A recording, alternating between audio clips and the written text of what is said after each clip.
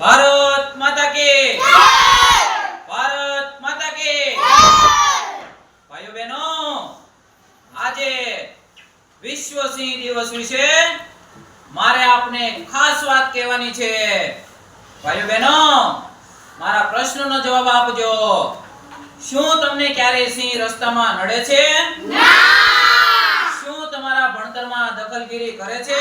ના. બસ, તો મારે તમને આજ કહેવાનું છે કે આપણે શા માટે સિંહોના જીવનમાં દખલગીરી કરવી જોઈએ. ભાઈઓ બહેનો, મારે આ દેશની જનતા માટે એક વચન માંગવું છે. શું તમે બધા આપવા તૈયાર છો? હા. હું ક્યારેય પણ સિંહ અને બીજા પ્રાણીઓને પરેશાન નહીં કરું. હંમેશા પ્રાણીઓની કાળજી રાખીશ અને બીજાને સમજાવીશ. ભારત માતા કી બસ ભાઈઓ બહેનો, મારી તમારી પાસે આ જ અપેક્ષા છે. હવે તમે જોશો કે આપણો દેશ પ્રગતિના પંથે જવાનો છે અને નવી ઊંચાઈ પ્રાપ્ત કરવાનો છે. ભાઈઓ બહેનો, મને જ્યારે પૂછવામાં આવે કે સાહેબ તમારે ક્યાં પરિવાર છે, શા માટે આટલી બધી મહેનત કરો છો, ત્યારે હું મારા પત્રકાર મિત્રોને એટલું જ કહેવા માંગીશ કે આ દેશની જનતા 140 કરોડ લોકો આ જ મારો પરિવાર છે. ભાઈઓ બહેનો, જ્યાં સુધી આપણે જંગલો અને પ્રાણીઓનો વિનાશ કરતા રહીશું ત્યાં સુધી આપણો વિકાસ શક્ય જ નથી.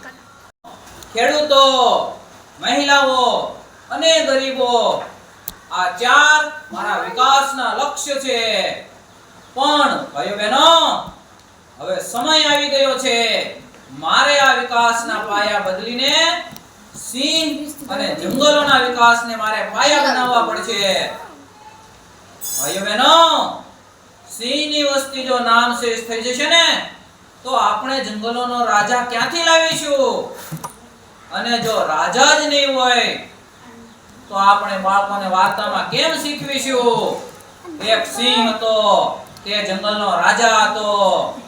મિત્રો, મારે આપણા આવનારા ભવિષ્યને બચાવવું છે. મારા આ દેશને વિનાશમાંથી વિકાસ તરફ લઈ જવો છે.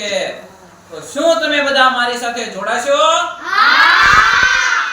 બસ, તો મારે તમારા સાથ અને હિંમતની જરૂર છે.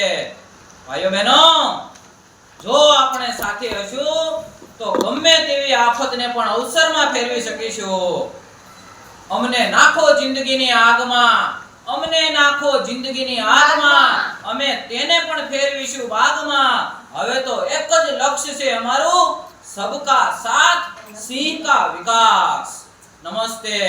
ભારત માતા કી ભારત માતા કી